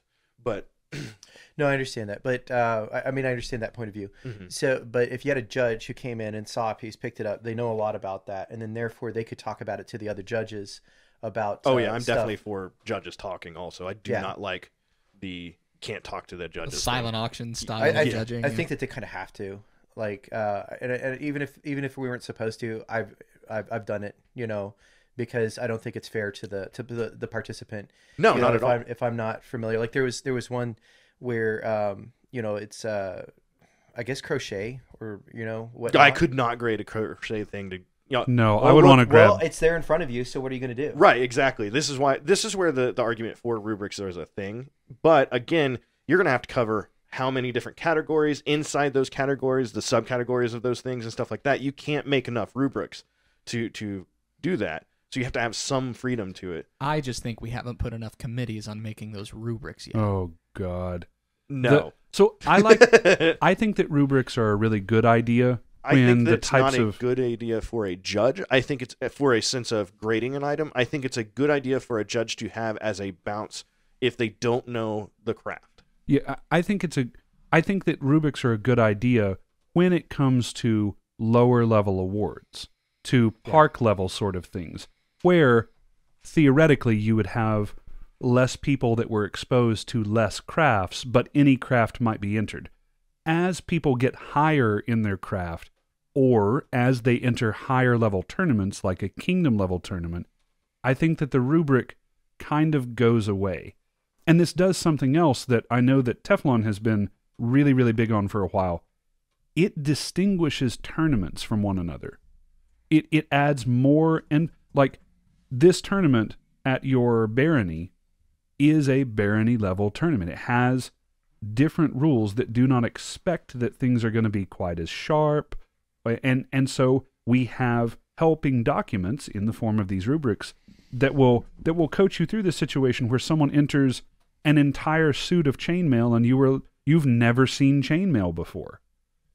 But by the time you're entering in kingdom level, and if you choose to just take that piece and go straight to kingdom, you are doing it knowing that there's no rubric that's coming along with it, and that you are throwing yourself on the mercy of that judge's specialization and whomever they deem worthy of pulling in to help them grade if they choose to do that. And for gaming the system, I always feel like, if possible, the judges should be named ahead of time, and their feedback is typed to them. Like, if they had, like, Judge like A, Darko B, and C, had this to say about your Judge books. A is this, Judge B is this, or something like it. It's whoever. Was it Lyndon that after we got off air was talking to us and we can't talk about the off-air conversation. Oh, sorry. Yeah, no confidentiality now. But no, it was talking to us about. Said something about, well, what do you guys do for for the judges leaving a comment this or that, and we had here in Winter's Edge, and I think in Neverwinter as well, if they haven't changed, we don't know who our judges are. Your judges are Judge 1, Judge 2, Judge 3, Judge 4. You don't know whose name they are or anything. She said, well, how do you follow? How do they know who to follow up with afterwards to get more information? And the idea, I had to explain that the idea was purposefully to give the judges some anonymity, and she was kind of taken aback by that. You're like, oh, well, that's the exact opposite of what we try to do in our kingdom. You want to go talk to the judges and get more feedback from them, because theoretically your judges are people that are more specialized in these things, or at least good at critiquing and grading. Should be the assumption, right? Yeah. Well, but I mean, the problem that I've had, as like, okay, they come to you, you're a serpent belt, so therefore you will be a judge. It's like, okay, fine, I'll do it, and then I'll go in there, and there's the crochet item. I have never crocheted a day in my life. I don't know anything about it, but now I've got to grade this person. I kind of feel like it's so unfair, to that person regardless. I should almost like, as a judge, my score is not applicable in this situation, Well, and as far as judges being anonymous too, like why? I mean, what, is somebody going to come hunt them down after their low scores? Well, yeah, that's kind of the idea. Is like so it's, people are afraid of people. Oh, but people will do that. Yeah, people will be afraid of judges getting some kind of hazing or something like that because they didn't mark an item well or something like that. Which to me just says, cool, you did that, so you're a shithead. So that's a nice, month ban or something. Whatever. We got to be nicer to our volunteers. I think in practical purposes, though, like if you talk about like from a corporate standpoint, like a QA, element, they don't have QA people with their names. They have them by numbers for that very reason, right? which is with the QA will actually give their honest opinion in this grade. And I remember from the company that I used to work for, there was a huge change in QA scores from the point where you knew who it was to who you didn't know who it was, right? And quality really picked up after you didn't know who it was. Really? Yeah. Huh. Okay. I don't. I guess I'm so much on the side of like you should know who your judges are, but like there probably is. You should know who your accuser is. Well, I mean, I'm drawn to that line from Ratatouille at the end where he says, "In many ways, the work of a critic is easy, right? We risk very little, yet we enjoy a position over those who offer up their work and themselves, right? Like, there's very little risk in being a judge. I mean, I guess somebody could track you down and harass you for giving them the feedback, but like also, there's much more advantage to be gained by knowing who your judge was." Yeah. I did whip out Ratatouille for that. I'm sorry. Yeah, I saw. I'm proud. Yeah, but like I think in the context of like Amtgard and making stuff where there's very little profit to be gained, like does that matter so much? Is it more important to be able to just talk to the judge and get to know? I think the psychology is the same though. I think that if I know that they know it's going to be me, chances are, they're my friend. I don't want them to have their feelings hurt. And yeah, they may have missed this. I hadn't thought about I may be your softer friends. on this and Well, and it's fuck your friends. It's one of those things too where not everybody's Jay. Yeah, that's true. It could be one of those things too where this is a subconscious. There's a subconscious element to it, right? None of us are truly unbiased, even when we try to be. That's why I don't think the anonymous thing is a big deal. Right. We all have our built-in biases, and even if I went into it saying, okay, this is one of my friends, I am going to judge them the exact same way that I judge everyone else. And I honestly, truly meant that, and I honestly, truly worked to do that. It doesn't mean that my result is actually going to be me judging it to the same standard that I do my non-friends, because that's people. That's how we work. That's how our brains function. Yep. That's fair. I want to go back to... because we've talked about, you said you don't really care about scores in tournaments, and that's a thing that's also, we said, was echoed by Dame Linden. Your scores don't matter.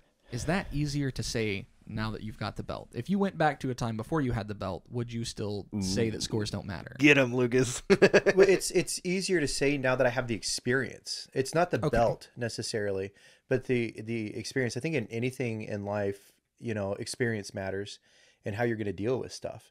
When you go into your first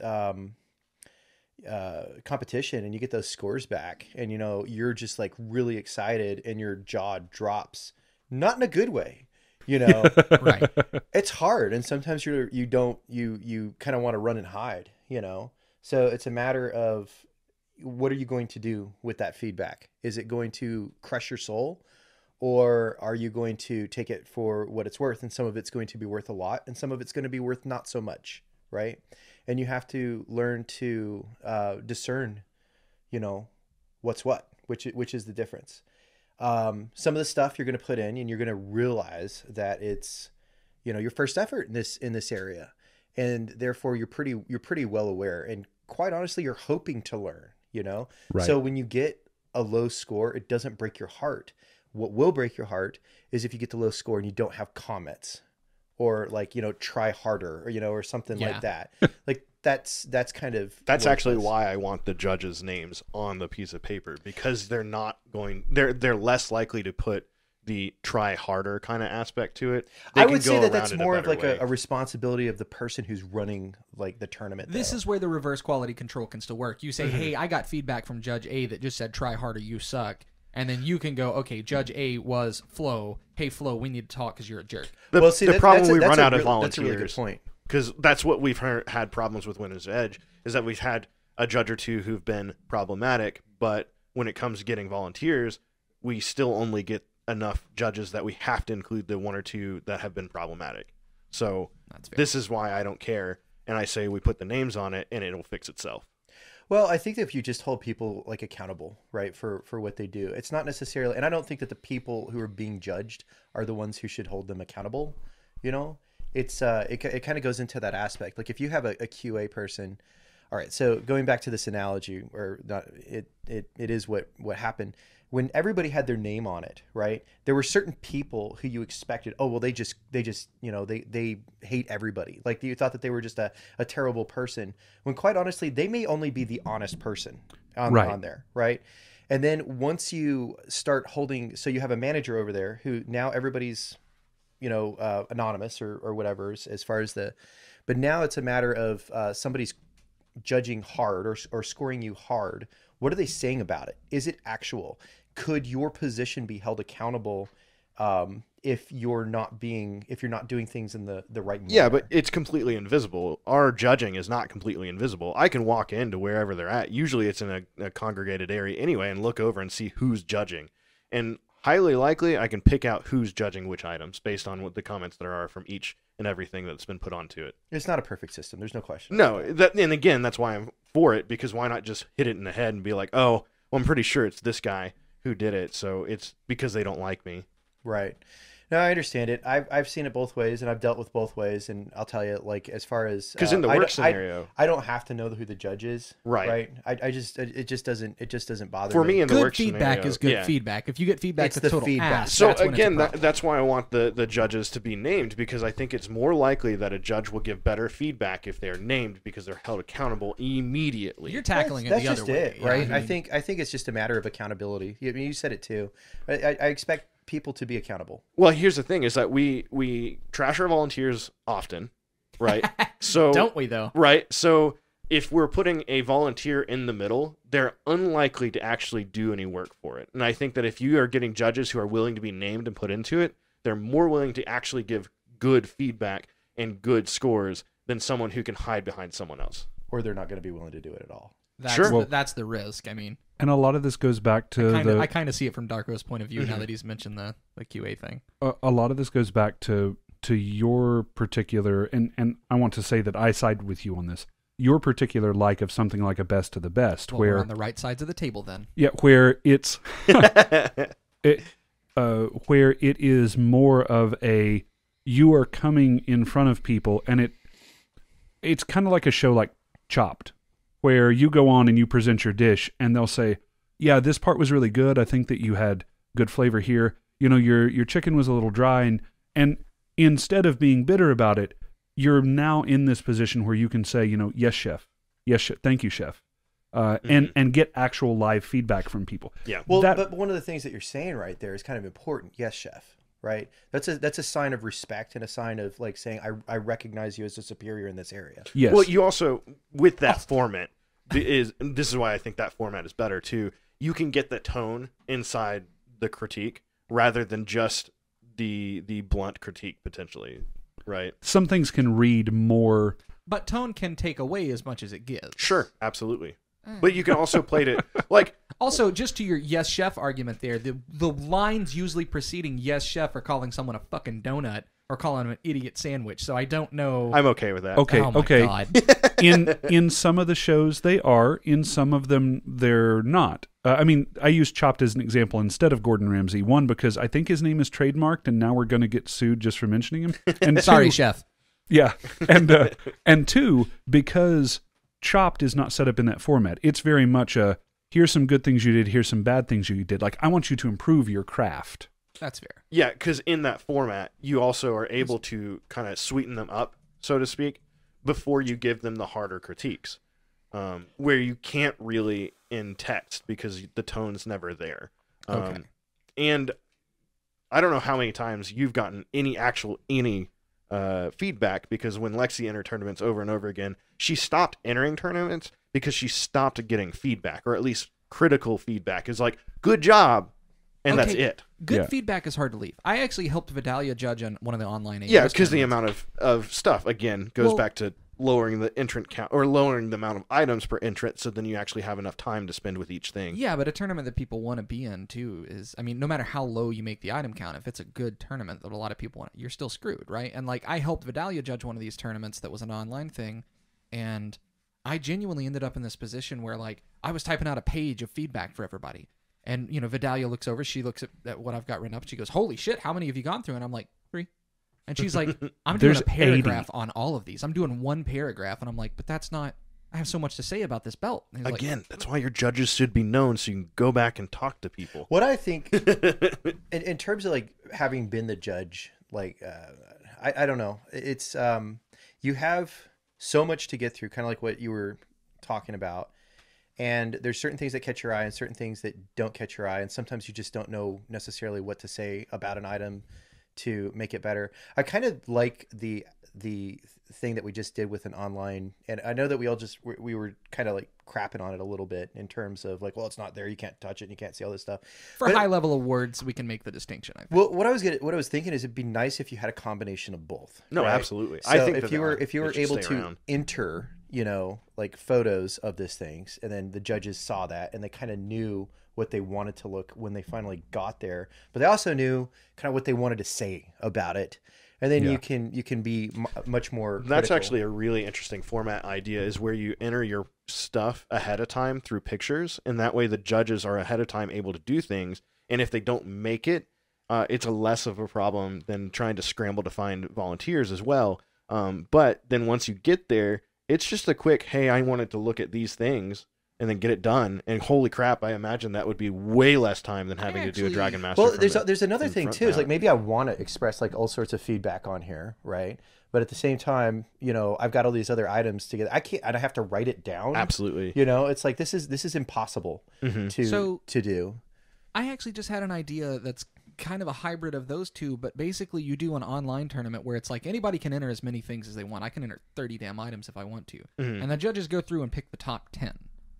And then those are the items that come to the Kingdom level Dragon Master. I mean, that's kind of what I was talking about, being on the Dame Linden episode where you have a tournament where you just take the top cuts, and those are the only ones that are graded. Yeah, but you do the first part online, so it's like anybody can get into it, and then maybe that gives some people the reason to actually show up to the Dragon Master where they might not have otherwise. That's really interesting. I really like that idea. You may have some people who just gamed it right and have 5 items in the top 10. I mean, I like it quite a bit because that was my idea already, basically. I don't know. I think there's a lot of merit to that. It also focuses on presentation, which is obviously something that I need to work on. There's so much emphasis on presentation. I'm like, all right, there's my item. I got it right there, and that's good enough. All right, cool. Right, here there we go.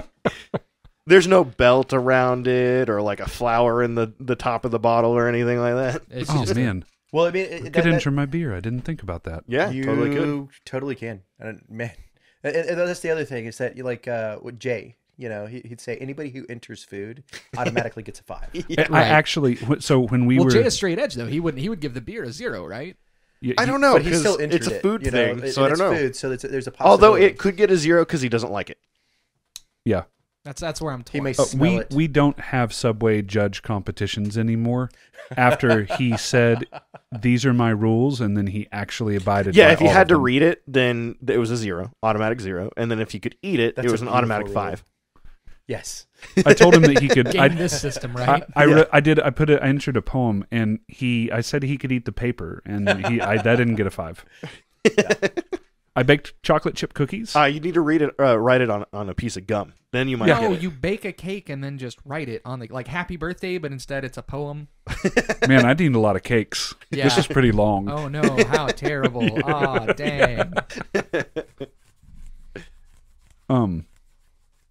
Speaking of baking things too, because this often doesn't tie into arts and science, but in many ways it is. It's usually viewed more service. You have done you've cooked several things before. Have you really? I've never known you for your cooking. I've only seen like the. Oh, he's taken over the feast thing a couple times. Yeah, shit. So, not invited. Yeah, so Donnie has done some feast stuff for us before. You all for our younger Winter's Edge people, you probably haven't seen him because in recent years, people like Bunch and Cade and several other people have taken over the job of the Mallory kitchen. And Cinnamon. Mallory and Cinnamon, yes. Have all taken over kind of the kitchen responsibilities, but Donnie was in there a lot when we were younger, and I think Jay out one time. You had you had some experience in Boy Scouts. Kicking Jay out seems like a step 1. Yeah, right. Oh. All right. Thanks for coming to the kitchen, Jay. Get out. Yeah, exactly. Donnie, you want to tell everyone why you had to kick Jay out of the kitchen? let me finish my. I feel like you're going somewhere. I just can't put my finger on just yet. Oh, you just don't remember. No, I just don't remember. So let me ask my question, then you can tell the story. No, I like talking over. Yeah, right. Because he doesn't get it happen a lot. Editing these is such a joy. Yeah. My question for you is: food can be its own kind of arts and science, depending on how you want to do it, and especially with some of the things that you've done in the past before. Would you like to see the do you like cooking as a branch in ANS tournaments? And would you like to see it expanded into some of the stuff that you've done, which is kind of more primitive or traditional cooking styles? I think that cooking is such a hard thing to do in ANS because... Yeah, don't let me be a judge. You'll get a 0. Well... You don't like anything. I don't like anything. I couldn't even taste it and be like, oh yeah, this is good. No. These are Taco Bell cheesy fiesta potatoes. Ah, great. Anything that is going to be like I don't know, like super special or whatnot, you really can't.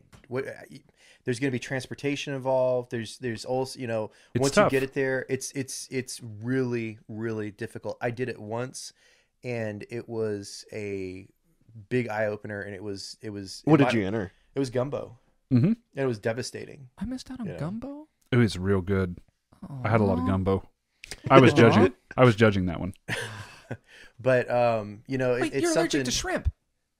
Oh, he wasn't as allergic at that point. Okay. Yeah. The problem is I kept on eating it, and food allergies, exposure therapy makes them worse. Yeah. So Donnie helped me get more allergic to shrimp. That's how you graded it. They put a ring around your face, and as it expanded, like if it hit this ring, it was a 3. If it hit this ring, it was a 5. Well, that's actually a weird thing that I had seen. Exposure therapy works to a certain degree, actually. It just depends on how you build on it. You can't eat like a whole shrimp, but you can do a little bit, like as far as kids' allergies go.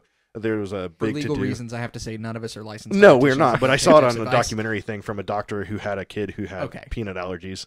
So I feel okay-ish. Okay. But to kind of go into like what you were talking about, it's interesting that you went there because there was so much crafting, so much thought, so much to do about creating some of these feasts that we did, in the past. And, I loved it. I loved doing those things. Yeah, Donnie feasts were good. Making it a production, but it got to a point where actually some people were resentful because they wanted to do it. Like they wanted to have their time to do their feast or whatnot. So it was a matter of stepping aside. See, sure. Just take feast out of events, and then you fend for your own food, and then whoever wants to do things can do whatever they want, right? That's how you do it? Yeah, I mean, in more modern times, I think that this would be viewed as like the seraphim are always doing feasts or something like that, which isn't the case necessarily. But back in the day, who picked it up most of the time. Back in the day, it was definitely the Green Lanterns. I think the Nagas, the Baga Nagas, did one. If one we time. did, it's because of Donnie. We didn't do a damn thing. wasn't the. It was likely. It was more likely that the lanterns were doing it, but there were so many Baganaga in the lanterns at that point that it was probably. I think that the feast where we had the big Triad Naga fight, you guys had done feast for that. That was a lantern, yeah. But it was a crossover project, like when Linkin Park did that album with Jay-Z. Reanimation. Nope. That really happened. Oh, yeah. It was good too. That's pretty good. Mm-hmm. I haven't heard it. Yeah. But actually, kind of thinking about it, that would be a point where I think it would be good to have that portion almost incorporated into a Dragon Master. This is... See, this is something like I think I said with Beefy's episode that Merrick and I were talking about people who do photography like Obscura and I think Darcy. And Lucas now too. Yeah, for Field, I just haven't seen Lucas post a 200 pictures drop of everything. I don't do much amp card photography. Right. No, I know you do actual photography on the side kind of deal, but where we don't award them or haven't awarded a lot of them, and maybe we should be looking at, and again, to your credit there, we can judge food at an ANS thing, so why can't we judge a feast also on the merits of a Dragon Master, Lucas, or of a dragon or something? Can we do a Food Wars style? I was thinking Iron Chef. Iron Chef in my head is where I was. So no joke, I actually had an idea for an Iron Chef-esque ANS thing where everyone gets we bring all of the materials. You're allowed to bring they do this thing at Wonderfest, which is a modeling miniatures modeling thing called Iron Modeler. and there's just a bunch of junk brought in, and it's on this table, and when you go in, you can only take from the table what you can carry. So everyone developed the whole flip your shirt down, Does anybody scoop it all remember in. Junkyard Wars? Oh God, I love Junkyard Wars. It's the same concept. Okay, but cool. yeah, so you bring all the materials, so everyone has the same access to the same kind of materials, and then they just create something, and then you judge it afterwards. But there's a lot of planning that would have to be involved in that kind of thing. Or you just give them a box, and that box has the same stuff in it, so then you come up with whoever creates the coolest thing out of the box. But again, money and gathering and things like that become the issue. I guess we just call Duffer and we have it done, but whatever. It could be really cool. I could see that working. I wanted to get back to, why did Jay get kicked out of the kitchen? I feel like this is a trick question. I don't know. Like, it got brought up, and then I guess Donnie doesn't remember, which is a shame. So I don't remember how it happened. Usually I did dishes. That was my thing for a long time. I did dishes. And I don't know if anyone knows that I did dishes at that point, because I just wandered in the kitchen once I was done eating and start doing dishes. But Subway was asked to go stir the the Kool-Aid, Gatorade, or whatever it is. Oh, you remember now? Yeah. You want to finish this one up? You got it. I remember. So Jay, being Jay, doesn't really think about it and goes, "What am I going to stir this with?" And so he pulls up his tunic and then sticks his whole ass arm into the thing. Didn't wash his hand. No, not didn't at all. Wash his arm. And then swirled it, and Donnie goes, "No, out." And Jay goes, "What?" While it's dripping down onto the floor. And so he leaves. Donnie dumps the whole thing out and has to make a new one and everything. Oh, you dumped it out. You saved some people. Yeah, no, Donnie wouldn't let anything bad happen. Our immune systems are tempered. To put it lightly. Yeah. That's how Jay got taken out of the kitchen and no longer allowed back in. Wasn't there one where he got whacked with a ladle? I don't think he was voluntary. I mean, that wasn't part of the feast okay, thing. Yeah. How can I make it so that they never ask me to do anything ever again? Yeah, right. I would never do something like that. All right. Well, Teflon got us started. We're at Are we already there? Yeah, Yeah, we're we already are. there. So Me and Flo talked over Donnie way too much this episode.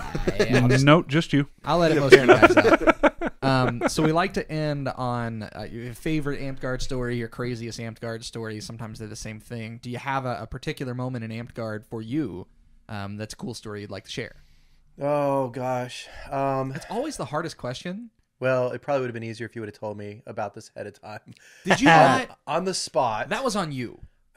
No, it's on Donnie for not listening. That's fair. I have a story to tell about you, Donnie. Go ahead. Yeah, I was going to say... You can warm it up. As you've realized, my memory is just like, it's suffering so bad these days. There's probably so many amazing stories, and I mean, obviously there are, but I just can't remember them all. All right, Flo. So we had gone down to a mid-rain, I think. Did Beefy also leave him at a gas station? No. Okay. Beefy wouldn't do that to Donnie. That's fair. Because Donnie would get revenge. We go down to a mid-rain. I don't remember where it was. Little pavilion on a hill, and then you walked down into the area where we were jugging. Donnie had just now brought out what we later dubbed the Baja pole. Oh, man. Donnie just remembered I the forgot story. about the Baja pole. What's the Baja pole? So the Baja pole is a 20-foot monstrosity that God. it was disconnects in the middle so that you can transport it properly. And no whip, it's strong too. Yeah, it is solid. It's black iron piping with some insulation on it. It might as well be. It is heavy enough that it cannot easily be wielded with one hand, which normally, you're jugging. You want a pole that has some ability to remain active with one hand. This thing couldn't. This thing had one sole purpose.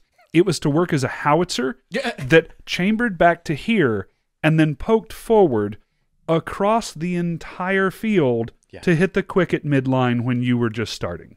It was beautiful. Jeez. So, this is the first time that Donnie has ever used this on the field. And I am running as his chain. So, for those that don't play jugging, in jugging, you have, once the stones start getting counted and there's a touch on the skull, everyone can start moving. And you have what is known as a side collapse. usually the side will collapse towards Florentine.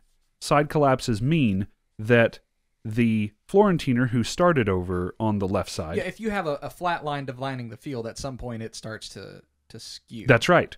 The Florentiner that started on the left side will be joined by the pole and the board. They're joined by the pole because more people started drifting that way. It's more targets for the pole. They're joined by the board because the board follows the other pole in general, trying to kind of work as a counterbalance for all of them, right? That leaves the chain to go do their own thing. This particular time we collapse towards the chain, me, and so Donnie comes my way. Now Donnie hasn't taken many swings with this monstrosity, this gargantuan pole that he's using. He is going up against Metro. Oh, the poor boy. So he didn't stand a chance. I don't realize that we've collapsed this way. So I am in the process of trying to tie Metro up because more people are coming. So my job has now become to go booga, booga, booga, booga, and try to get as many people attention so that my team can sweep around and get a score. I see the tip of the pole shoot past me diagonally sideways, and Donnie realizes just a little too late that he's about 15 feet too close to throw this pole. He hits Metro so hard that it picks him up off his feet and carries him like toe touching with the pole. You know, boom. Metro lands, wind totally knocked out of him. He did not know that Donnie was there. I did not know that Donnie was there. And we usually try to warn people. It's like, hey man, our pole's kind of stout. We just now remade it or something, right? Nobody knew that he was there. He hits the ground, and Donnie walks over to him to make sure that he's okay, right? Rolls him over with a foot and says, Metro, you are embarrassing us right now. Roll off the field.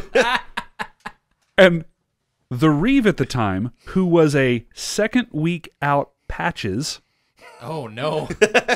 He looks over to him, gasping for breath, and Patches said, Donnie told you to get off the field. And Metro crawls slowly off the field to get out of the way, and we continue jugging. Everything's still live. There's no hold called while this is going on. You don't call holds in jugging. No holds barred. Yeah, right. So that was one of my favorite memories of Donnie in combat, was watching him just skewer this kid. Yeah. I mean, I kid you not, it was like watching a movie. He didn't just go back 1 or 2 feet toe touching like that. It was 8 feet before he hit the ground. And it wasn't like he was trying to throw himself backwards for comedic reasons. It was that the pole caught him that hard. It was that his organs needed to live, so yeah, he right? went back. Yeah, there was a survival mechanic going on there. Yeah. So that was a really fun one. A lot of the stuff that you used to get into with the Baganagas, which this is a Baganaga jersey. It was also jersey. Yeah.